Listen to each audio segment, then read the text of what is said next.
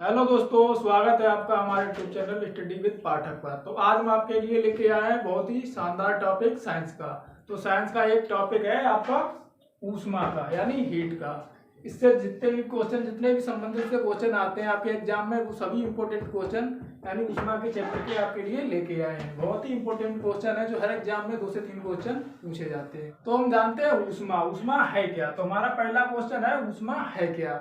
तो हमारी ऊष्मा क्या होती है उसके बारे में बताने जाए तो कैसे लिखोगे इसकी डिफिनेशन की ऊष्मा है क्या। तो सबसे पहले ऊष्मा ऊर्जा का वह रूप है जिससे हमें वस्तु की गर्माहट का एहसास होता है, यानी अनुभव होता है कि वस्तु गर्म है या ठंडी है। ठीक, वो ऊष्मा के द्वारा ही हमें पता चलता है।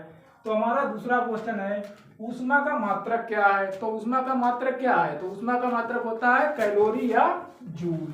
ठीक है, समझ में आया। अगले देखते हैं एक कैलोरी कितनी होती है, यानी एक कैलोरी में कितने जूल होते हैं। तो एक कैलोरी बराबर होती है 4.186 जूल, और एक जूल में कितना कैलोरी होती है तो 0.24 कैलोरी एक जूल बराबर। ठीक है, अगला क्वेश्चन देखते हैं ऊष्मा का संचरण कितनी विधियों से होता है, यानी ऊष्मा संचरण की कितनी विधियां हैं। ये बहुत ही इंपॉर्टेंट क्वेश्चन है। तो देखते हैं कि कितनी विधियां हैं। तो इसकी 3 विधियां हैं। ऊष्मा संचरण की 3 विधियां हैं, चालन विधि, संवहन विधि, विकर्ण विधि। तो सबसे पहले जानते हैं ठोस विधि। ये चालन विधि होती है ठोस में होती है। जैसे कि एक लोहे की छड़ हमने गर्म की, तो वो एक सिरे से गर्म करोगे तो दूसरे सिरे तक गर्म होती चली जाएगी। तो ये हो गई चालन विधि। चालन विधि किसमें होगी, ठोस में। दूसरे नंबर पर संवहन विधि। संवहन विधि किसमें होती है, द्रव्य में। जैसे हम पानी उबालते हैं तो पानी का बुलबुला एक से उठकर दूसरे से तीसरा इस तरह से ऊपर जाते हैं, तो वो होती है संवहन विधि। और तीसरा है विकर्ण विधि। तो विकर्ण विधि किसमें होती है, सूर्य के प्रकाश में, यानी सूर्य में होती है। सूर्य से जो हमें ऊर्जा प्राप्त होती है वो विकर्ण विधि द्वारा प्राप्त होती है। तो हमारी ये हो गई तीनों विधियां, यानी ऊष्मा संचरण की तीनों विधियां। अगला क्वेश्चन है हमारा ऊष्मा विकर्ण की चाल किसके बराबर होती है। तो ऊष्मा विकर्ण की चाल किसके बराबर होती है, ये प्रकाश की चाल के बराबर होती है।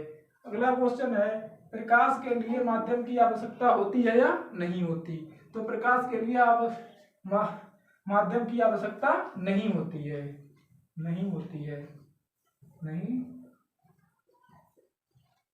होती है। प्रकाश के लिए माध्यम की कोई आवश्यकता नहीं होती है। अगला क्वेश्चन है प्रकाश की प्रवृत्ति कैसी होती है। तो प्रकाश की प्रवृत्ति कैसी होती है, दोहरी होती है। प्रकाश की प्रवृत्ति कैसी होती है, दोहरी होती है। अगला क्वेश्चन है वायु ध्वनि का वेग ताप बढ़ने पर कैसा होता है, यानी वायु में ध्वनि का ताप बढ़ने पर कैसा होता है। तो इसका ताप घटने के साथ घटता है, बढ़ने के साथ बढ़ता है।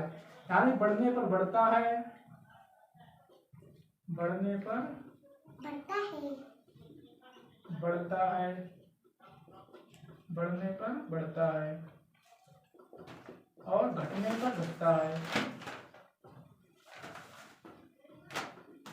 घटने पर घटता है। अगला क्वेश्चन है मनुष्य का तापमान डिग्री सेल्सियस पर कितना होता है, यानी मनुष्य का जो सामान्य ताप है वो औसत डिग्री सेल्सियस पर कितना होता है। तो वो हमारा होता है 36.9 डिग्री सेल्सियस, लगभग 67 डिग्री सेल्सियस। और फ़ारेनहाइट में कितना होता है तो 98.4 डिग्री सेल्सियस या फ़ारेनहाइट। ठीक है, तो हमारा अगला क्वेश्चन है पानी कितने सेंटीग्रेड पर जम जाता है। तो आप सभी जानते होंगे पानी कितने सेंटीग्रेड पर जम जाता है, तो 0 सेंटीग्रेड पर पानी जम जाता है। तो हमारे कुछ इंपॉर्टेंट फैक्ट हैं वो भी जानते चलना। परम शून्य ताप कितना होता है। तो परम शून्य ताप होता है -273.15 डिग्री सेल्सियस। पारे का मान कितना होता है 39 डिग्री -39 डिग्री सेंटीग्रेड सेल्सियस। पारे का क्वथनांक कितना है। तो पारे का क्वथनांक होता है -357 डिग्री सेल्सियस। पानी का अधिकतम घनत्व कितना होता है। तो पानी का अधिकतम घनत्व होता है 4 सेंटीग्रेड। पानी का क्वथनांक कितना होता है। तो पानी का क्वथनांक होता है 100 डिग्री सेल्सियस। ठीक है, ये थे हमारे इंपॉर्टेंट क्वेश्चन। अगर आपको क्वेश्चन समझ में आए तो हमारे चैनल को लाइक करें, शेयर करें दोस्तों के साथ। अगर आपको टॉपिक पसंद आया तो इसी तरह के टॉपिक लाते रहेंगे, सपोर्ट करते रहिए। इसी के साथ मिलते हैं अगले वीडियो में, तब तक के लिए जय हिंद, जय भारत।